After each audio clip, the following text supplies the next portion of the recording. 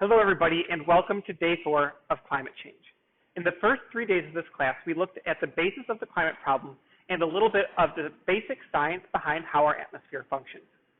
Today, we're going to take a little bit of a look at the societal response to that problem and try to understand the basis of the history of our understanding of climate change. So come on along and we'll look at a historical and societal journey together. Our quote today comes from Dr. James Hansen, who is a NASA scientist, and he said, "What has become clear from the science is that we cannot burn all of the fossil fuels without creating a very different planet." And our picture today is not of him, but is of the New York Times front page the day after he first testified in the U.S. Senate about the hazards of global warming and climate change. And I'm bringing this to you because this was kind of the first time that climate science became put front and center before society and became kind of a household phenomenon.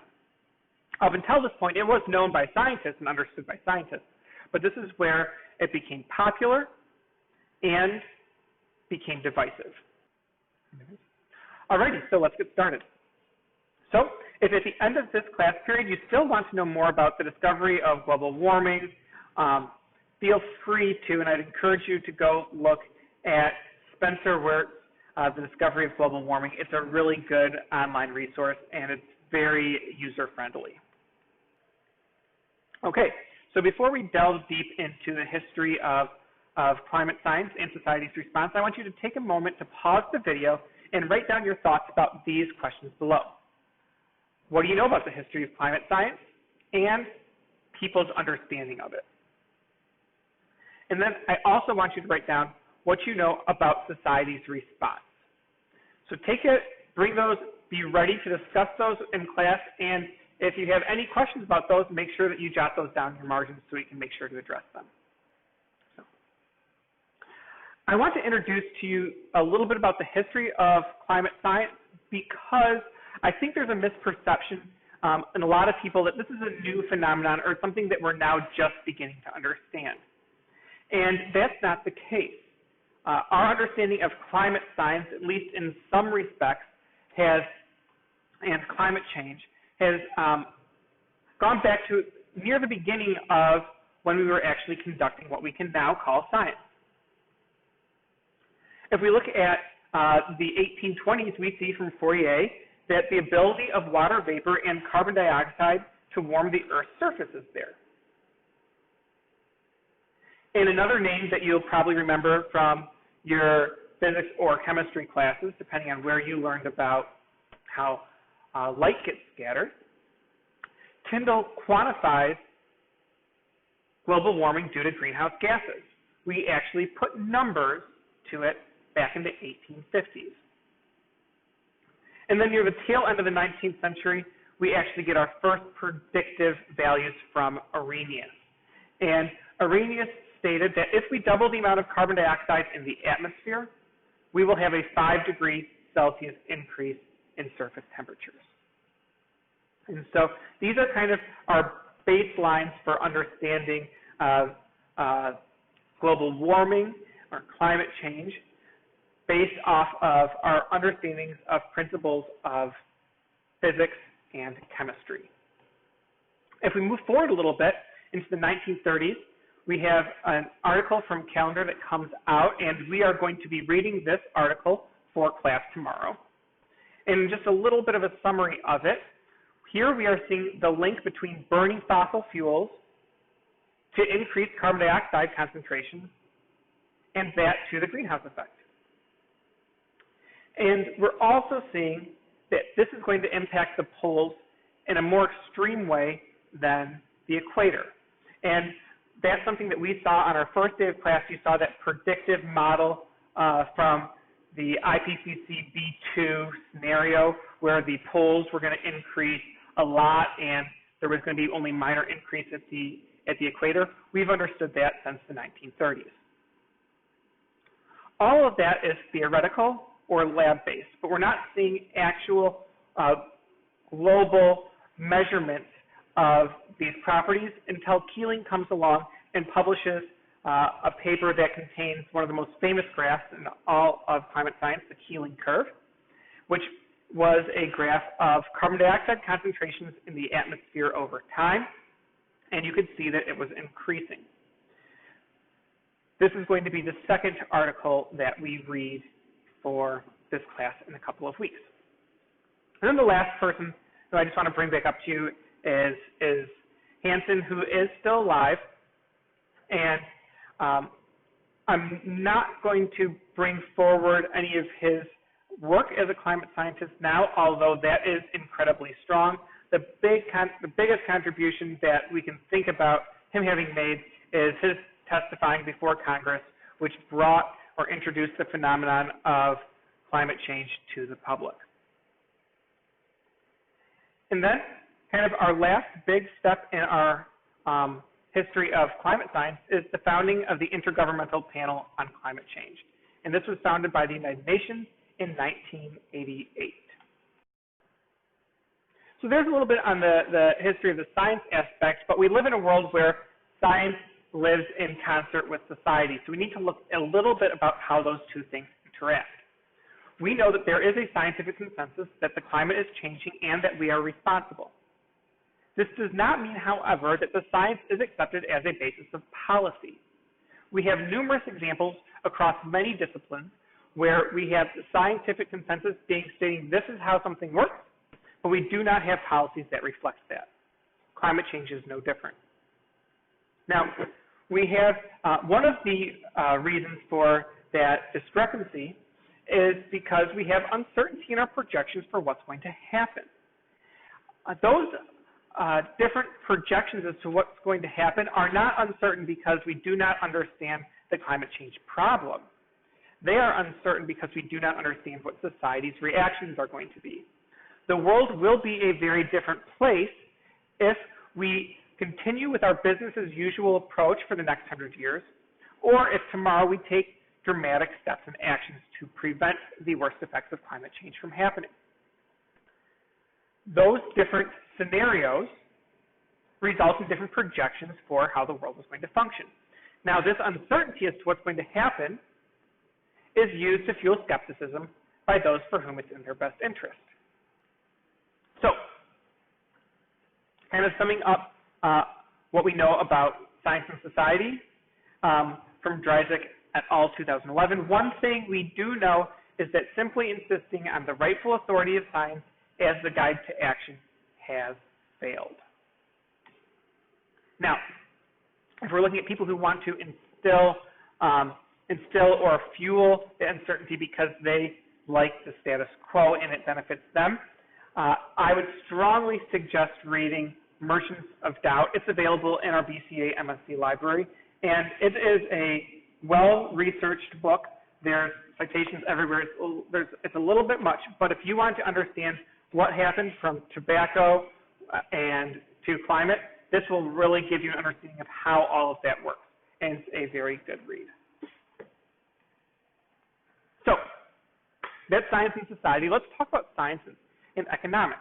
And the first thing to think about there is we're often presented this idea of the false choice between the planet and the economy. And we actually do not get to make that choice, because if we do not address the climate change problem and we end up having our major cities like New York and Miami completely flood constantly, or we keep having hurricanes that become stronger and stronger, that is not good for the economy. And so if we want to protect this, we have to protect that. So we don't get to choose one or the other. It is both and. Now, economics can attach current and future cost estimates to climate change. If we do this scenario and we have this result, it's going to have this impact on the economy. Again, we have uncertainty, and this uncertainty has to do with predicting society's reactions and predicting future costs. If I'm going to build a dike or a seawall around Manhattan to keep out the ocean, that might not cost the same today if we do it as it would if we do it in 50 years. However, even with that uncertainty, economics does provide a way of thinking about policy options. There are many different ways we can address both the adaptation to and mitigation of the climate problem, and we can look at the cost effectiveness of different actions. What happens if we input a cap and trade system or a carbon tax? Now, implementing these or other actions is difficult both politically and practically. People do not like being taxed, and people don't like being told that they only have a certain amount of emissions that they can give off. That's complicated politically. It's also complicated practically because that's a system that would be hard to manage. Probably the biggest thing to recognize is that reducing carbon emissions will require changes in consumption, and people like consuming. So, what we do, we take it to the public realm, and because we are a democracy, if we want to enact policy, it matters what the public thinks and what the public wants. We have learned that providing information alone has little impact on people's views of climate change. In 2006, former Vice President Al Gore came out with a highly produced movie, documentary, slideshow thing called Inconvenient Truth. And in it, he rides on a forklift to access different parts of graphs on a really big wall and takes people around on his journey to educate people about the inconvenient truth that is climate change, or as it was called at that point in time, global warming. And it had no impact on, or at least no positive impact on climate change in society. People didn't like it. People didn't like being told how they need to live, or this is just the way it is. And people didn't like the messenger. 6 years earlier, he had just lost the most contentious presidential election, at least in modern history, and was not well received by people who were not already in his camp. Just instilling fear, like this movie did, actually tends to turn people off and is counterproductive. So what does work? Well, we found that face-to-face discussion works at making people think through situations seriously. There is a major social and racial justice component to the climate problem. And this is because climate change disproportionately impacts the poor, people of color, indigenous communities, and people with health problems. This justice is often dismissed in favor of economic efficiency. It's just a small group of people who live over there. It's not going to impact us. These are other people in other places.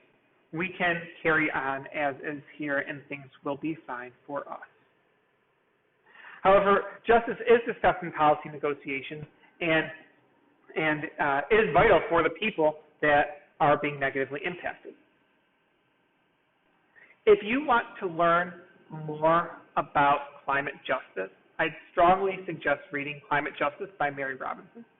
She's the former president of Ireland and was actually my commencement speaker when I graduated from university in 2012, and I thought it was very good and informative and actually hopeful.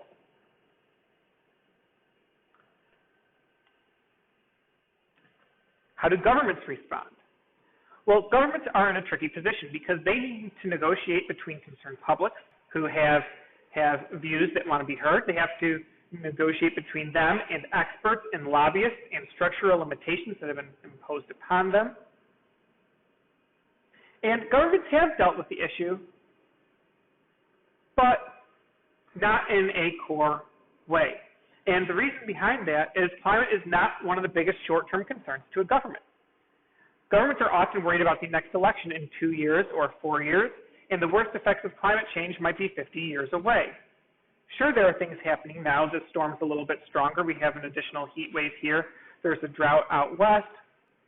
But those are minor compared to the other problems that I have to deal with. Now, some governments have done more than others. And this is true from a national level as well as the local level.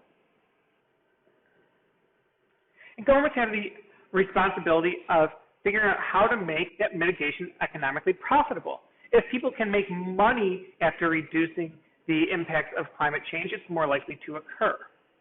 And one of the biggest things that governments have done in relationship to climate science or climate change is they have funded the science. So most of the science that you see about climate change, or any other science for that matter, is mostly funded by governments. So we're moving up. We're looking at society and individuals. We move up to governments. Let's look at global action and inaction. Climate change is a global problem, and therefore needs global action or coordination to prevent a tragedy of the commons. I can emit fossil fuels because if I don't, well, the other countries will do it anyways and we'll get the climate change problem regardless. We have to work together to prevent that. And in order to prevent that from occurring, the United Nations forms the Framework Convention on Climate Change, which has met yearly for the last 25 years. Wow. I had to think about that for a second because I'm getting older. And they had the objective to stabilize greenhouse gas concentrations in the atmosphere at a level that would prevent dangerous anthropogenic interference with the climate. Now, what does it actually mean? It means that their job was to make sure that we had stable greenhouse gas levels, and they had to be stable at a level that would prevent a lot of climate change from occurring. And at these yearly meetings, some of these yearly meetings stick out in our mind. And at these, we've seen different treaties or accords or agreements to take action. And kind of the first big one was the Kyoto Protocol.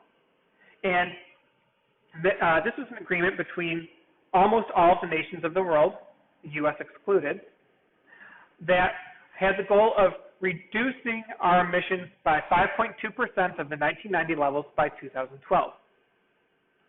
Now, that didn't actually happen, and it did not provide any requirements for developing nations, but it was our first almost global example of people coming together and stating we need to do something about it.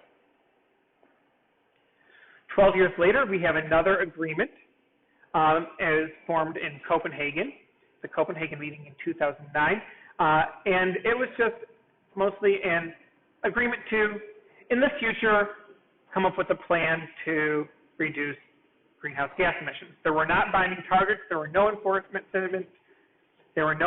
mechanisms, and it almost wasn't agreed upon even at that light. Now, in 2015, we have a fairly major step forward with the Paris Climate Agreement, and the Paris Climate Agreement stated that we wanted to keep our global warming below 1.5 degrees Celsius. Everybody agreed to this, the U.S. included. It didn't have any binding enforcement mechanisms to it, but it had some steps for reporting progress. The U.S. has since withdrawn from that agreement. So, that's science and society. Let's go back for a second to our scientific understanding. Our scientific understanding of global climate change is based on fundamental principles of conservation of energy, momentum, and mass. And on the other hand, it's based on an enormous and diverse number of observations that have been taken over a long period of time. And when we combine those two things together, we can conclude some things with virtual certainty. The first thing we can conclude is that the average global temperature of the Earth's surface has increased. We can conclude with virtual certainty that this increase is due to the addition of greenhouse gases in the atmosphere. And the increase in greenhouse gases is due to human activities, especially the burning of fossil fuels. Now, based on that foundation, we can make some predictions, and we can also make these with virtual certainty. The first thing we can predict with virtual certainty is that the average global temperature of the Earth's surface will continue to rise. We can also conclude that historically stable masses of ice that are on land will melt, and because of that and other things, sea level will rise, and finally, the weather will change. I do not tell you that last bit to be alarming, but just so that way you understand where we are. So that's it for today. That kind of should put yourself in a framework of where we are with the climate problem in society, and you should also be a little bit more ready to read some of these historical documents that we're going to start reading next time. So for class next time, make sure that you read your article from Calendar, which you can find on your Google Classroom page. Take notes, ask questions in the margins, and be ready to discuss that together. All right, everybody, have a really good day. Bye-bye.